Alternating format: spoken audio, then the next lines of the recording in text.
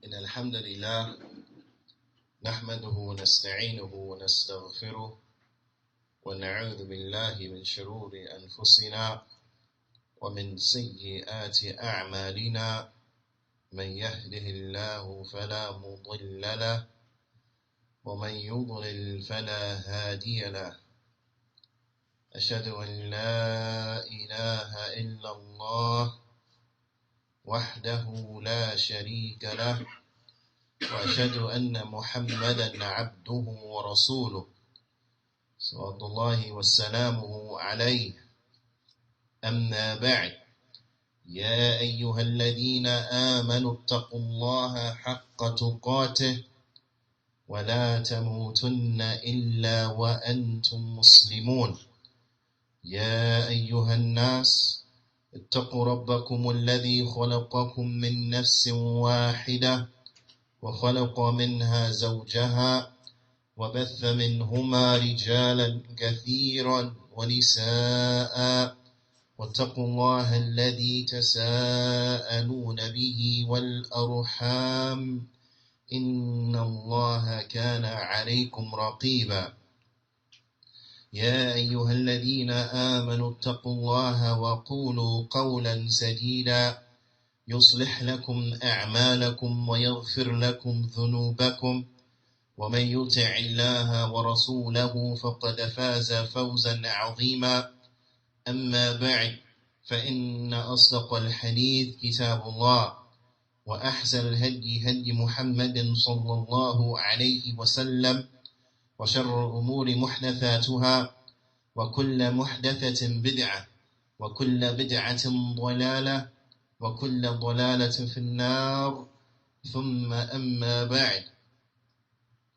Alhamdulillah, we continue going over the hadith of Ibn Umar radiyallahu ta'ala anhuma, the hadith of the 5 pillars of Islam, the hadith of Buni al-Islam ala khamsa, that Islam has been built upon 5. Islam is built upon 5. We had reached the 4th pillar, not as enumerated inside of the hadith, but as brought in the usual ordering of the hadith. Because in the hadith, the 4th pillar that is mentioned is Hajjul Bayt, and making Hajj to the house. Whereas in the order that is usually mentioned, then the fasting of Ramadan usually is 4th, or Sawm of Ramadan usually comes 4th. But inside of this particular narration, Hajjul Bayt comes before the mention of fasting the month of Ramadan. And we had explained that the ulama, they had mentioned and they have explained that the reason of this is that the Prophet ﷺ, he mentioned the pillars, and that the pillars, they are of various types with regard to the types of worships that they are. And that the Prophet ﷺ, he began with the mention of the shahada. And that the shahada, it is a nutq bil lisan wa i'tiqad bil janan. It is an articulation of the tongue and it is a belief of the heart. And then the Prophet ﷺ, he mentioned as-salah. As-salah, it is amal, or it is an ibadah badaniyya. It is an act of worship that takes place upon the limbs. It is a limb-based act of worship. And then the Prophet ﷺ, he mentioned as-zakah. And zakah is ibadah maliyya. It is an act of worship that is financial. And then the Prophet ﷺ, he mentioned al-hajj, wal-hajj al-bayt, and making hajj to the house. And hajj is ibadah badaniyya wa maliyya. It is the ibadah that is an ibadah, an act of worship that takes place with the limbs, and a financial act of worship. And then lastly, he mentioned and fasting Ramadan. And Ramadan is an act of worship, ibadah badaniyya, an act of worship that takes place upon the limbs. So you find that the Prophet ﷺ, each time he mentioned a new category of worship, or a new category of worship, before he brought a reiteration, and the reiteration was brought last, and that was the ibadah badaniyah, which was the fasting of Ramadan. Because the fasting of Ramadan is ibadah badaniyah, like the salah, which is ibadah badaniyah. And this is why it was brought last. So it was, each time it was a new category from 1 to 4, and then the 5th, it was the reiteration of a category that was previously mentioned, which was the same as category number 2. And this is why the ulama, they say the wisdom on why it came in this particular order in this hadith. Ala kulli hal, Shaykh Salih al-Fawzan hafidhahullah ta'ala, when explaining the 5 pillars and explaining this particular hadith, he explains them in the traditional order, or the normal order in which they come from, or the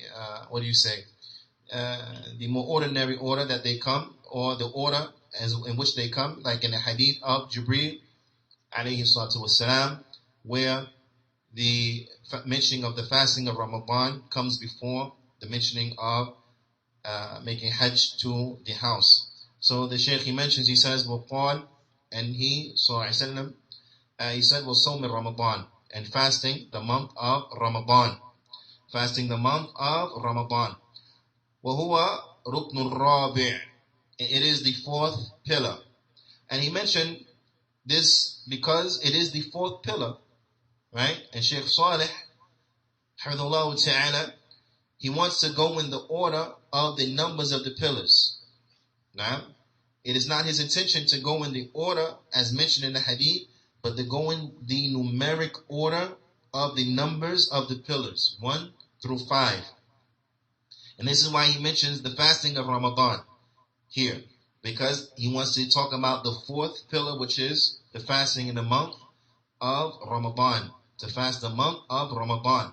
وَهُوَ رُكْنُ الرَّابِعِ, and it is the 4th pillar, min Arkan al-Islam, from the pillars of al-Islam.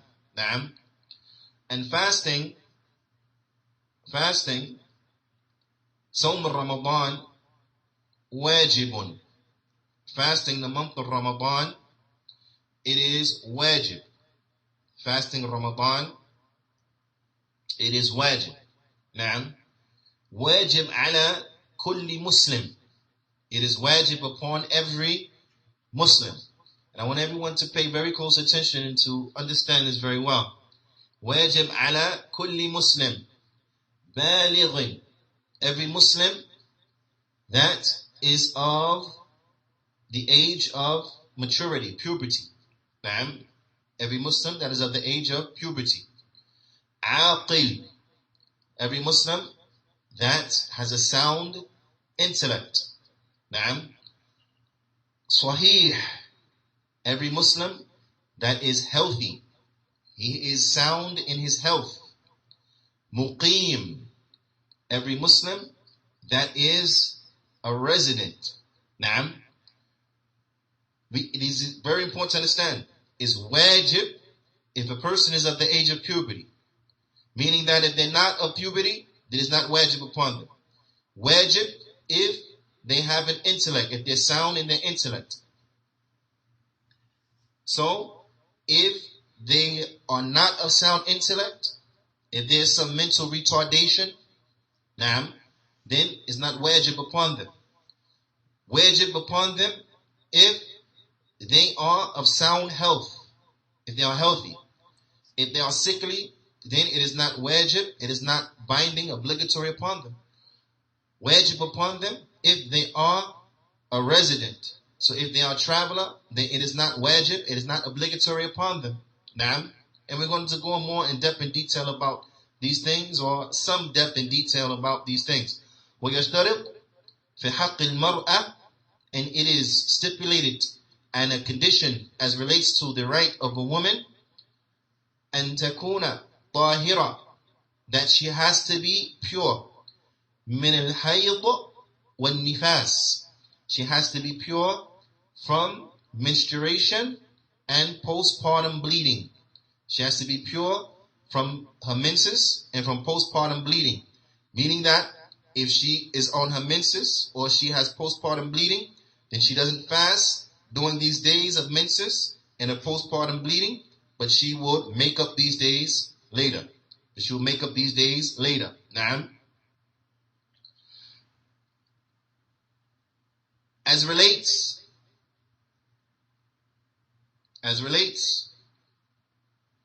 to the fasting, Shaykh Fawzani says that the fasting, it is from the fourth, or it is the fourth pillar of the pillars of Al-Islam. فَمَنْ كَانَ يَسْتَطِيعُ الصِّيَامَ أَدَاءً فَإِنَّهُ يَجِبُ عَلَيْهِ. Whoever he has the ability to fast during his time, he has the ability to fast, meaning during the month of Ramadan, because he has met the criterion to do so, then it is obligatory for him to fast during that time. Now, وَمَنْ كَانَ لَهُ عُذْرٌ, and whoever has an excuse, shar'i, he has a legislative excuse. Now, فَإِنَّهُ يُفْطِرُ وَيَقْضِي, then he would break his fast during those days and he will make them up later. Whoever has a legislative excuse. Those legislative excuses, for example, they are sick, right? They're not sound. They're not healthy. They're sick. Or they're not muqim. They're not a resident because they're traveling. Then they will make up those days later. Or legislative excuse because they are a woman and they are upon their menses. Or legislative excuse because they are a woman and they are upon their postpartum bleeding. Then they will make these days up later. As relates to the obligation and how it is binding, this is in accordance to Allah Ta'ala's statement, the dalil that it is wajib, that it is according to Allah Ta'ala's statement, فَمَنْ شَهِدَ مِنْكُمُ الشَّهْرَ فَلْيَصُمْهُ, and whoever from amongst you witnesses he sees the month, then he must fast it. This can be found in Surah Al-Baqarah and is verse 185. Whoever from amongst you sees the month of Ramadan, then he must fast it. He has to fast it. This is a proof that it is binding. It is obligatory to fast the month of Ramadan. Naam. As relates to the one who he is insane or he suffers from mental retardation or he is a child, then it is not obligatory upon him to fast. The proof of this is a statement of the Prophet sallallahu alaihi wasallam. رفع القلم عن ثلاثة. رفع القلم عن ثلاثة. That the pen has been lifted from three. عن النائم حتى يستيقظ. From the one who is sleeping until he awakes. عن الصغير حتى يكبر. On the one who is small until he becomes big. وفي الرواية أخرى, in the side of another narration, حتى يحتلم, until he reaches puberty. So becomes big, it means until he reaches puberty, until he attains puberty. ويحتلم, يعني this is a sign of puberty, until he reaches that stage where he's a puberty. Naam. So this is the shahid, this is the point of reference for the child. So until the pen is lifted, until the small child he reaches the age of puberty. Naam. وعن المجنون حتى يعقل أو يفيق. And upon the one who is mentally insane until he regains his intellect or until he recovers his senses. Naam, for the one who is mentally insane, naam, either because they're suffering from some type of mental retardation or there's something that has arrested their intellect. There's some external factor, right, that has arrested their intellect, right? They're suffering from some type of insanity, whether that insanity was medically induced or because of a jinn or whatever the case may be, while they're insane, then the pin is lifted from them until they regain their sanity, As relates to those who they are born with mental retardation, then there's nothing upon them. There's nothing upon them. There are no responsibilities that are placed upon them. Naam. So this is a proof and evidence that as relates to them, then there is not wajib upon them to fast. They're not called to fast. Naam. So it's not from wisdom to have them fast. Right? So those who suffering from mental retardation, they are mentally challenged, then it is not from wisdom to make them fast. It's not from wisdom. But for them, then you have to feed them. You have to take care of them, and you have to treat them as they are to be treated, as according, and take care of their medical needs and so on and so forth. Now, and keep them on their regiment. This is very important. It's very important. With regards to the young people, and this is something that is a very, very important point, because some people, they're not balanced or they don't understand properly the proper rearing of the young as relates to this. Because they'll take the standpoint of, well, when it comes to the young, then we'll just let them frolic and play and eat and drink and to the end of it, and we won't encourage them to fast. And when I mean young, I don't mean toddlers, of course. We're not speaking about toddlers. We're speaking about 3-year-olds and 2-year-olds and 1-year-olds and so on and so forth. We're not speaking about toddlers and little babies. We're not talking about that. But I'm talking about your 7-year-olds and your 8-year-olds and so on and so forth.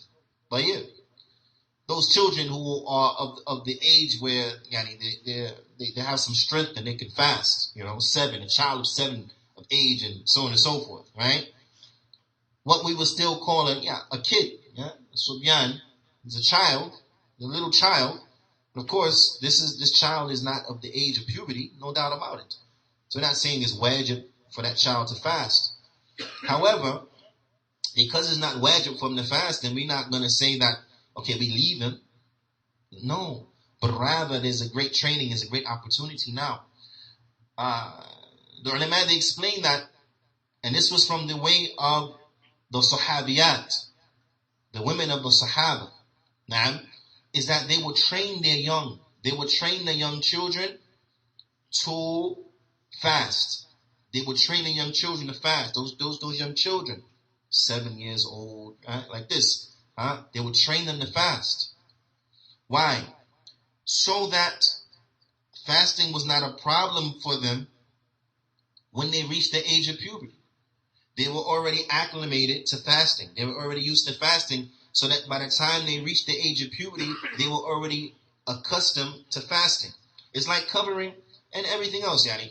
So by the time they're of the age of they have to cover, they're already accustomed to covering. You don't tell a girl all her life, okay, you don't have to cover. You're putting pigtails in her hair and barrettes and beads and braid and all that type of stuff, right? And then, right, and this all the while she's 11 and she's 12. Maybe she's a late bloomer, right? She's 12, right? And then all of a sudden now she's 12 and a half, 12 and 3/4, almost 13. And then, she becomes, the signs of puberty comes, and overnight now she sees signs of puberty and the like. And then now you tell her, oh, now you got to cover. She done lived 12, almost 13 years of her life, don't know nothing about a khimar, don't know nothing about a jilbab. Now you telling her to cover, and then you wonder why there's some feedback. You wonder why there's some pushback, because she's not accustomed to it. You're wondering why now she doesn't understand. What do you mean cover now? What do you mean now? Well, just an hour ago I didn't have to cover. Now I have to cover. Well, just yesterday I didn't have to cover. I went to bed yesterday, I didn't have to cover. Now I wake up this morning and we see some things now, and now I have to cover. I don't understand. I didn't have to cover yesterday. Now I don't get it. I don't understand. You understand? Now you're making things hard upon her. Whereas if she had been trained to cover from when she was little, now all she knows is covering. So by the time now where she has to cover, is no problem because she's already accustomed to covering. Likewise,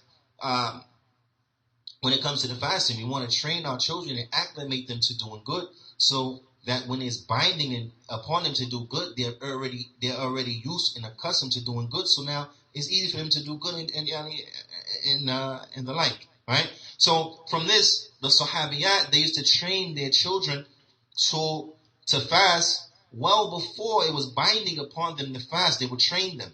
Now they would train them, and this is very important. This is very important that we don't baby our children, because sometimes, we have this concept of babying our children, and that this is what it means to be a good parent. And this is not what it means to be a good parent, to spoil our children to their detriment, but to be good to our children, right? This will be by helping them to be good Muslims and help acclimating them to worshiping Allah Ta'ala and making it easy for them to worship Allah Subhanahu wa Ta'ala and the like. There comes a hadith that is mutafaqun alayh, and on the authority Riviera bint Muawwidh, and Riviera bint Muawwidh قالت رضي الله تعالى عنها, she said, أرسل النبي صلى الله عليه وسلم غداة عاشوراء إلى قرى الأنصار, that in the morning of Ashura, which is the 10th of Al-Muharram, which is coming up soon, the 10th of Muharram, the day of Ashura is coming up soon, is a day of fasting. It's a day of fasting. That on the day of Ashura, the Prophet ﷺ, he sent a messenger to the village of the Ansar to inform them, من أصبح مفطرا فليتم بقية يومه. Whoever has woken up and he has eaten something, then let him finish off the rest of his day fasting. ومن أصبح صائما فليصم. And whoever has woken up and he was fasting, he has yet to eat, then let him continue to fast. Let him fast today. قالت, she said, فَكُنَّا نَصُومُهُ بَعْدْ. She said, so then after that, we fasted that day. We fasted that day. Not just that, but she went on and she said, وَنُصَوِّمُ صُبْيَانَنَا. And we made our small children fast that day. Not just we fasted that day, but we also made our small children fast that day. And I want you to listen, to the wisdom of the Sahabiyat, of the female Sahaba. She said, وَنَجْعَلُ لَهُمْ اللُّعْبَ مِنَ الْعِهْنِ. She said, and we made for them wool toys. We made for them woolen toys. Toys out of wool. نعم. فإذا بكى أحدهم على الطعام أعطيناه ذلك حتى يكون عند الإفطار. She said, and if one of them began to cry over food, then we gave them the toy to play with until it was time to break fast. Then we gave them the toy to play with until it was time to break fast. Yeah, they gave them the toy to play with, so what? So as to distract them from their hunger, until it was time to break fast. You see this now? This is how a good parent is with the child. They don't baby the child and say, oh, look, he's hungry, right? And then they start to baby them. But rather what? They gave them the toy, play with the toy, distract them, right? Until it was time to break fast. Why? So as to acclimate them, to get them used to fasting and worshiping Allah Subhanahu wa Ta'ala. Because all of us know, right? By the time an individual starts to feel the hunger, during the day of the fast, those hours or that time period that you have before you can actually eat, it's not going to hurt you to wait that time frame to eat. It's not going to hurt you in the least. You understand? It's not going to hurt you. So giving a child a toy to play with until it's time to break his fast, it's not going to hurt that child. The child is not hurt in the least by that. But by giving them that toy to play with and distract them from the little bit of pain to hunger that they're experiencing, and acclimating them to being able to deal with that and to overcome that, and training them to be patient with that little bit of pain of hunger, because after that little, you feel the pain of hunger for a little bit of time, and then what happens? It goes away. You don't feel it no more. It's gone. You forgot about it, right? You forgot about the pain. You understand? So to train them and to teach them that valuable lesson, that you feel it for a little bit, then it goes away, and acclimate them and teach them how to be patient over this, and train them how to be patient and being obedient unto Allah subhanahu wa ta'ala, is a life lesson, and that which is beneficial to them, greater, more beneficial, more outstanding than any level and any degree of any type of spoiling ever. You understand? This was a tremendous manner and way in which they used to treat their children. And this is a very, very, very, very important lesson. Very, very, very important lesson for us to know and to understand and to keep in mind. Bidnillahi ta'ala. One thing to point out is that as relates to the voluntary fast, then it is okay to wake up without having the intention to fast that day, and then to make the intention to fast that day after Fajr. But as relates to the obligatory fast in Ramadan, or the obligatory fast that you're making up from Ramadan, either the obligatory fast for Ramadan, or if you're making up a fast because you missed a day in Ramadan because you were sick, or if you're a woman, you're on your menses and so on and so forth, and you're making up a day, then you have to have that intention before Fajr. You have to have that intention before Fajr. So for the obligatory fast, you have to have the intention before Fajr. You can't have it after Fajr. It has to be before Fajr. And this is according to the hadith of the Prophet ﷺ, from the hadith of Hafsa radiyallahu ta'ala anha, "Man lam yabitu sa'im min al-layl fala siyama lahu." Whoever does not have the intention of fasting from the night, فَلَا صِيَامْ لَهُ, then there is no fasting for him. Hadithun Sahih Rawahu Abu Dawud.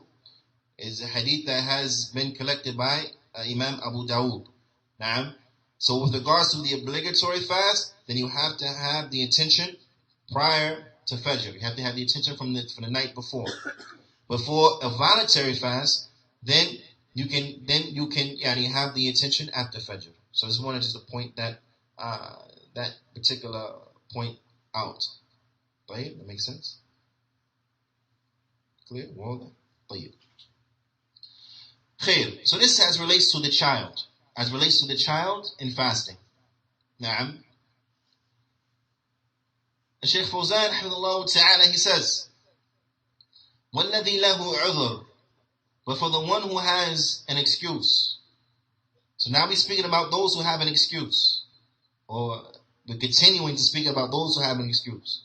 Because no doubt the child has an excuse, right? Because he's a child.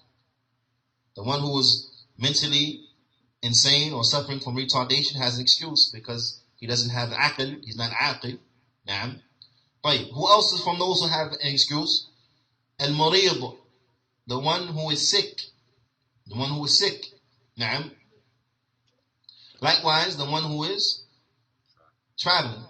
The Shaykh, he says, كَالْمَرِيض الَّذِي لَا يَسْتَطِيعُ الصِّيَامِ, the sick who does not have the ability to fast. You understand? The sick person who does not have the ability to fast. The ulama, they explain that if a person is sick with a type of sickness, that fasting will not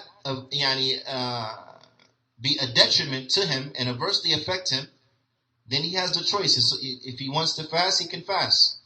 If he's sick, but it is not the type of sickness that will adversely affect him, then it's his choice. If he wants to, he can fast. Now, but if he's sick with the type of sickness that he does not have the ability to fast, he can't fast. It's too difficult for him. Now, it's too hard for him to fast. Or he's sick with the type of sickness that he has to take medicine at a particular period of time, right? Because of his sickness, that doesn't allow him to fast. Doesn't allow him to fast, right? Like he's suffering from some type of stomach sickness, so he has to take a particular medicine to keep his stomach coated, like he's suffering from ulcer or something like this, right? The ulcer is going to heal, you understand? But he has to keep his stomach coated so that the ulcer does not eat through the stomach lining. So he has to keep his stomach coated. So he has to take his medicine every whatever hours or whatever. So he can't fast while he's on that regimen of medicine until his stomach it heals. You understand? So this person, he can't fast. He doesn't have the ability until his stomach heals. That make sense? Like, so this person, he can't fast. So for him, he doesn't have a choice. He can't fast. Al musafir, or the person who is traveling. Al masafa qasar. He's traveling a travel that you will shorten your prayer during that travel. He's traveling a travel that you will shorten your prayer. So he's traveling, yeah? He's traveling a travel that you will shorten your prayer. فإنه يفطر من رمضان في قدر الحاجة ثم يقضي في أيام الأخر. Then he will break his fast in Ramadan and he will make up those days later. لقوله تعالى, according to Allah Ta'ala's statement, وَمَنْ كَانَ مَرِيضًا أَوْ عَلَى سَفَرٍ فَعِدَّةٌ مِّنْ أَيَّامٍ أُخَرٍ. And whoever is sick or he is upon a travel, then he will make up those days later. With regards to the sick one, we have already touched upon him briefly. With regards to the one who is traveling, what is better? For the one who is traveling, what is better for him? Is it better for him to break his fast? Or is it better for him to continue his fast? The ulama, they say, الأفضل للمسافر إن لم يجد مشقة أن يصوم. If he does not find any difficulty, then it is better for him to fast. وإن وجد مشقة أن يفطر. But if he finds difficulty, then it's better for him to break his fast. If the one who is traveling, if he does not find difficulty, then it is better for him. Listen to the word I'm using. Listen to what they say. Al-afdal is better for him to break his fast. Excuse me. If he doesn't find difficulty, if he does not find difficulty, it's better for him to fast. If he does not find difficulty, then it's better for him to continue to fast. And if he finds difficulty, then it's better for him to break his fast. That's what is best, right? But in any event,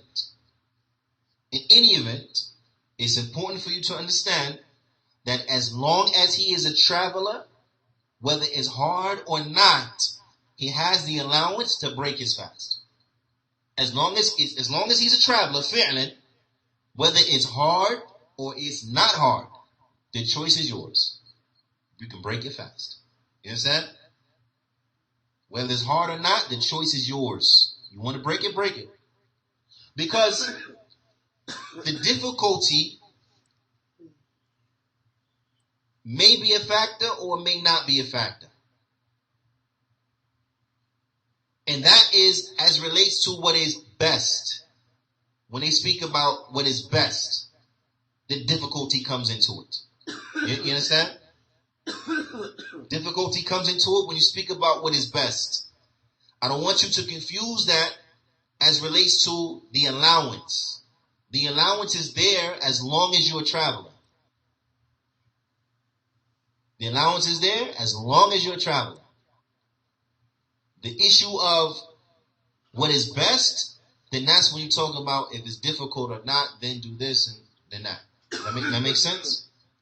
That makes sense? Like, another issue we want to bring up, because people ask, if you're traveling through time zones, then in cases like that, it's easier for you to break your fast. Due to what? The confusion. Because you're traveling through time zones. You could be going either back or you could be going forward. So now, depending on where you're going in the world, you could be fasting a 20-something hour day, or you could be fasting like a 4-something hour day, depending on where you're going, 5, 6 hours, depending upon where you're going in the world. You understand? So a situation like that is what? It's better for you what? To break your fast. It's simpler, less confusing, and so on and so forth. But ala kulli hal, you being a traveler, the discretion is yours. If you break your fast, and you make the day up, when? Later. Make the day up later. But back to the issue of what is best. Back to the issue of what is best, based upon difficulty or not. Remember, if it is easy, then what's better for you to do? Is to do what? If it is easy, then you continue. It's better for you to continue. All right. If it's difficult, then it's better for you. Then you break the fast. But what's the proof? You need proof, right? What's the proof? Of course, it's Sunnah. Now, but what's the proof? You see, it's very important you have a proof. And I want you always to remember this. Anytime somebody get in front of you and they start saying stuff, you gotta say, "What's your proof?" Because that sounds good. That principle sounds nice. You say that sounds good. It makes sense. But what is it based on? What's the proof of that? Where are you getting that from?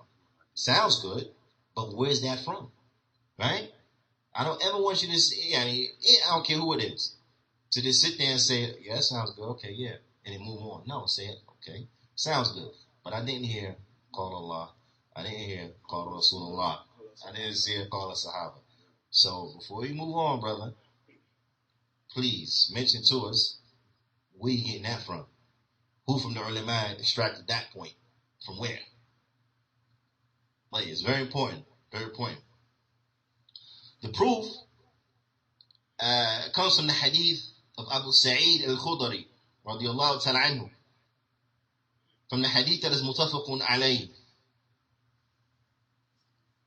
قال, the great Sahaba Abu Sa'id al-Khudri radiyallahu ta'ala anhu, he said, كنا نغزو مع رسول الله صلى الله عليه وسلم. He said we were on a battle expedition with the Prophet صلى الله عليه وسلم في Ramadan. He said in the month of Ramadan, in Ramadan. He said فَمِنَّا صَائِمُ, and from amongst us there were those who were fasting. There were individuals who were fasting. وَمِنَّا مُفْطِرُ, and there were from us individuals who were not fasting, right? You say we were with the Prophet ﷺ on a battle expedition in Ramadan. So that means they were what? They were traveling. They were traveling. Where? When? In Ramadan. He said they were from us those who were fasting, and they were from us those who were not fasting. From who? From the Sahaba. Some of the Sahaba were fasting, some of them were not fasting, right? He said, فَلَا يَجِدُ الصَّائِمُ عَلَى مُفْطِرٍ وَلَا مُفْطِرْ عَلَى الصَّائِمِ. He said, and the one who was fasting didn't find fault with the one who was breaking his fast, and the one who broke his fast didn't find fault with the one who was fasting. Nobody was blaming no one else. You see the understanding of the Sahaba? He said, يَرَوْنَ أَنَّ مَنْ وَجَدَ قُوَّةً فَصَامَ فَإِنَّ ذَلِكَ حَسَنٌ وَيَرَوْنَ أَنَّ مَنْ وَجَدَ ضَعْفًا أَفْطَرَ فَإِنَّ ذَلِكَ حَسَنٌ. And that's what we get. And this is where we get the principle from. He said, and they saw that whoever found strength, then he fasted, and that was good. That was better. And whoever found weakness, then he broke his fast. And they saw that as being good. They saw that as being better. That's where the principle comes from. If you find the strength when you're traveling, then you fast. And that's better. If you find when you're traveling weakness, then you break your fast. And that's what? Then that's better for you. Right? Because we know that traveling is a piece of punishment. You be traveling, you be eating, sahwalillah, and you still get the massive headache, you still get a migraine, right? And you eating. You ate breakfast, you drank the coffee in a plane, and ate the chip they gave you and all that. And you still got a headache, your stomach still hurt, right? All kind of problems. And you're eating. So now imagine now you're fasting now. You may experience these things, or you may not. Or you may not. Right? Ala kulli hal, if you find the strength, then it's better for you to fast. If you don't find the strength, you find weakness with you, then it's better for you to break your fast. Don't be like those people who don't understand, they don't have fiqh of the religion, and then they run themselves ragged unnecessarily. You find this is rampant with Ahlul Bid'ah. They run themselves ragged. They don't have fiqh of the religion, and they thinking this is from righteousness. Even though the Prophet said, even though the Prophet said it is not from righteousness to fast during travel. Meaning what? It's not from righteousness to fast during travel when you're putting yourself in harm's way. You're fasting during travel, you're putting yourself to a detriment. That's not a sign of righteousness. That is a sign that you don't have understanding of the religion. That's a sign you don't have understanding of the religion. Because Allah wants for you easiness, He does not want for you difficulty. He wants for you ease, He does not want for you difficulty. Naam. Tayyib? That makes sense? Khair. So this as relates to those who are traveling. In brief, yani, and again, this is just in brief. When it comes to the ahkam of fasting, there's a lot of details that go with it, but we just want to give you some, just some points. Just some points. Shaykh Fawzan, rahimahullah ta'ala, he says, فَلَا بُدْ مِنْ صَوْمِ رَمَضَانِ. He says, so you have to fast Ramadan. إِمَّا أَدَاءً وَإِمَّا قَضَاءً لِأَهْلِ الْأَعْذَارِ. He says, so you have to fast Ramadan. Either you're going to fast it in its time by performing it, fasting it in Ramadan, or you're going to fast it by making it up later outside of Ramadan. Now, he said, وَلَا يَجُوزُ تَرْكُ الصِّيَامِ بِحَالٍ مِنَ الْأَحْوَالِ. He said, and it's not permissible to abandon fasting for any reason under any circumstance. It's not permissible. He said, مَا دَامَ عَقْلُ الْإِنسَانِ بَاقِيًا. He said, باقيًا. He said, as long as a person's intellect is there. فَإِنَّهُ لَا بُدْ أَنْ يَصُومَ إِذَا كَانَ يَقْدِرُ عَلَى الصِّيَامِ. As long as the individual has an intellect, then he has to fast as long as he has the ability to do so. As long as he has the ability to do so. وَأَمَّا إِذَا كَانَ لَا يَقْدِرُ عَلَى الصِّيَامِ. He said, but if he does not have the ability to do so, فَإِنْ كَانَ لِعُذْرٍ يُرْجَى زَوَالُهُ. Then if it is for a reason that he anticipates that it'll go away, فَإِنَّهُ يُفْطِرُ وَيَقْضِي. Then he will eat during that day and he will make that day up later. Again, if he doesn't have the ability to fast that particular day in Ramadan, but it's due to a legislative reason that he anticipates that it will go away, like he has the flu. Flu only lasts a week or so, right? Then he will eat for those days that he's sick, and then he'll make up those days later, right? He says, وَإِنْ كَانَ لِعُذْرٍ لَا يُرْجَى زَوَالُهُ مَعَ بَقَاءِ عَقْلِهِ وَفِكْرِهِ فَإِنَّهُ يُطْعِمْ عَنْهُ. He said, but if he has an excuse that he does not anticipate that it will go away, and this is with his intellect remaining there, and his thinking, his mind remaining there. He said, then he will feed a poor person for every day. Then he will feed someone for every day. لِقَوْلِهِ تَعَالَى, according to Allah Ta'ala's statement. وَعَلَى الَّذِينَ يُطِقُونَهُ فِدْيَةٌ طَعَامُ مِسْكِينٍ. And on those who don't have the ability to do it, then they will feed a poor person. Then they will feed a poor person. نعم. فَيُطْعِمُوا عَنْ كُلِّ يَوْمٍ مِسْكِينًا. Then they will feed a poor person for every day. And this is for who?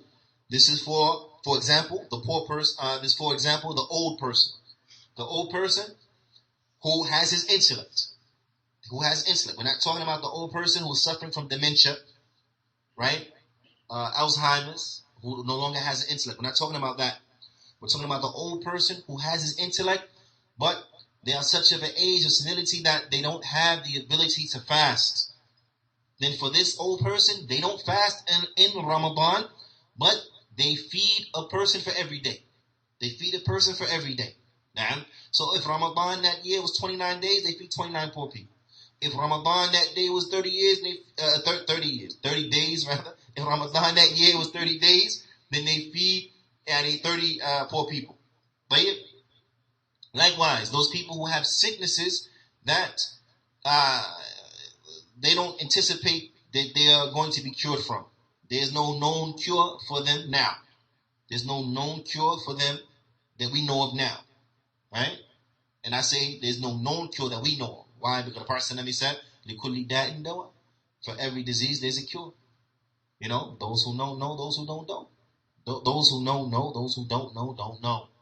Now, على كل حال, if a person is sick from a sickness that we don't know the cure of it, they don't anticipate to be cured of it in their lifetime, right? Then they feed a poor person for every day. They don't fast. You understand? They don't fast. Those people who suffer from sicknesses that don't allow them to fast, then they feed a poor person for every day in the month of Ramadan. Now, they feed a poor person. على كل حال, everybody has something to do as relates to the month of Ramadan. Either they're going to be fasting during this month, or they're going to be fasting outside of the month, making the days up later, or they're going to be feeding poor people, right? For every day that they don't fast, because they have a legislative excuse that doesn't allow them to fast.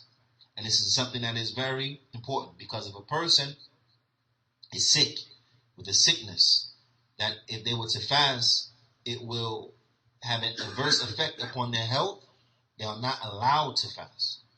You understand? If a person runs the risk of going into a diabetic coma for not fasting, because if they fast, they are not allowed to fast. It's not from righteousness for them to put their life in danger by fasting when they're not obligated to fast, rather not allowed to fast. So it's not righteousness to put yourself in danger in that situation. But if you did that, then you'll be wrong. You'll be wrong. Man, it's a very important point. Not allowed to. Person suffers from some type of stomach ailments and this and that and that. And then they fast, and then they get a bleeding ulcer, and they start subhanallah, all type of problems now, because they fasted when the Muslim doctors have repeatedly told them that they can't, then they have done something that is wrong, because they had a legislative excuse. So they should have fed the poor people. That's their ibadah. That's what they do in Ramadan. They feed the poor people. They don't fast. They feed the poor people. Why? Because they can't fast. Because Allah subhanahu wa ta'ala has tested them with a sickness. So their ibadah in Ramadan is to feed the poor people. It's not to fast. It's to feed the poor people. You understand? Everyone has their ibadah in Ramadan. If you can't fast because you have a legislative excuse, then you feed the poor people. If you are strong and you can fast, then you fast. You can't say I'm going to feed poor people. You can't feed the poor people because you can fast. So for you, you fast, right? You don't have that. You don't have that option. That option is no longer there. That has been abrogated. You don't have that option. You have to fast. That's your ibadah. You fast. Okay? You fast upon that. Now you become 80, 90 years old. You understand? Now you old man. You can't fast no more. Okay, now you feed poor people. But now you're young. You're healthy. Now you fast. Now it's fasting time for you. You understand? But ala kulli hal, the Shaykh he moves on to the last pillar, Hajj al-Bayt, and to make Hajj to the house. لكن نتوقف هنا فنكتفي بهذا القدر وصلى الله وسلم على نبينا محمد وعلى آله وصحبه أجمعين.